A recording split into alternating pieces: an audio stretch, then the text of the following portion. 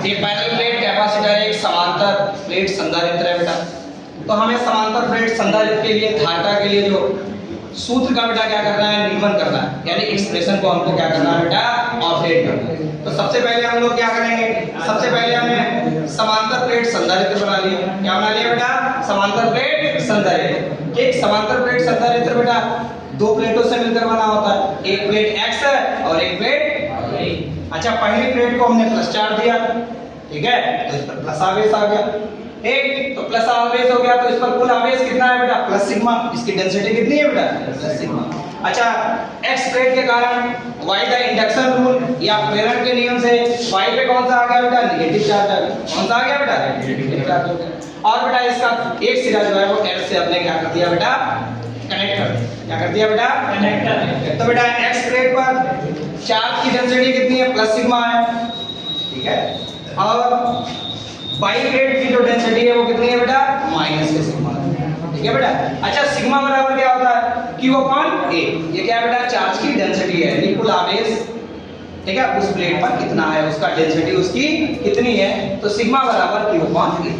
अच्छा बेटा, जब आप चार्ज दोगे, ठीक, तो अच्छा इसके बीच में क्या भरा हुआ है बेटा, कोई डाइलेक्ट्रिक भरा हुआ है। क्या भरा हुआ है बेटा, डाइलेक्ट्रिक।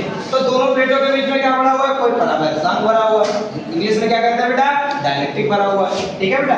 अच्छा, जब डाइलेक्ट्रिक इसके बीच में भरा हुआ है तो दोनों प्लेटों के बीच में इलेक्ट्रिक फील्ड इंटेंसिटी कितनी होगी, तो the intensity of electric field between two plates, तो दो प्लेटों के बीच में वैद्युत क्षेत्र की तीव्रता कितनी होगी। E बराबर कितना होगा, सिग्मा अपॉन एप्सिलॉन नॉट, लेकिन यहाँ मीडियम क्या है बेटा, K है। तो अच्छा, सिग्मा की वैल्यू आपको पहले मालूम है, Q अपॉन A है, Q अपॉन A, तो सिग्मा की वैल्यू हमने ऊपर रख दी, Q ऊपर, A नीचे आ गया, K एप्सिलॉन नॉट। समीकरण नंबर 1, बताओ दिमाग समझ में आ गई। जब किसी बॉडी को आप चार्ज देते हैं तो उसमें दो चीजें बनती है, एक तो इलेक्ट्रिक फील्ड बनती है, उसके बाद क्या बनता है, पोटेंशियल बनता है। अच्छा, दोनों प्लेटों के बीच में पोटेंशियल डिफरेंस कितना है, विभवांतर कितना है, potential difference between two plates कितना है बेटा, P बराबर dt। P बराबर क्या होता है, ED, क्योंकि आपको मालूम है बेटा E बराबर क्या होता है, B अपॉन D। E बराबर क्या होता है, B अपॉन D। अच्छा बेटा, यहाँ से हम B की वैल्यू निकालेंगे, तिरछी गुणा मल्टीप्लाई कर देंगे तो कितनी हो जाएगी, B बराबर ED, ठीक है, क्रॉस मल्टीप्लाई कराएंगे तो B बराबर क्या हो जाएगा बेटा। अच्छा, E की वैल्यू ऊपर ही निकाल चुके हैं, E की वैल्यू कितनी है बेटा, Q upon K epsilon not. ये बेटा Q upon K epsilon not, आपने बेटा यहाँ पे वैल्यू रख दी K epsilon not into D। समीकरण नंबर कितना आ गया, 2। समीकरण नंबर 2, क्वेश्चन नंबर।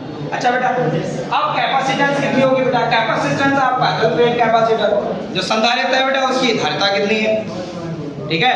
तो धारिता सूत्र क्या होता है, C बराबर Q अपॉन E, ठीक है, जितना आप चार्ज दोगे उसके हिसाब से वो पोटेंशियल बनाता है। तो C बराबर कितना होगा, Q अपॉन।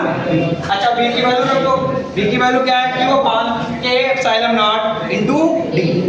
4 से 4 क्या हो गया, कैंसिल हो गया, बटे बटा कहाँ जाएगा बेटा, बताओ, ऊपर जाएगा, बटे बटा कहाँ जाएगा, ऊपर।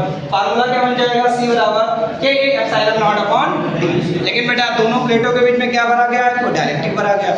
मान लिया दोनों प्लेटों के बीच डाइलेक्ट्रिक ना हो, तो एयर हो, एक एयर हो या वैक्यूम हो, एक वायु या निर्वात हो, तो वायु या निर्वात में K की वैल्यू कितनी होती है, 1 होती है। अगर बेटा दोनों प्लेटों के बीच में एयर या वैक्यूम है तब बेटा फार्मूला आपका क्या बनेगा, C नॉट बराबर A epsilon not upon D, ठीक है बेटा।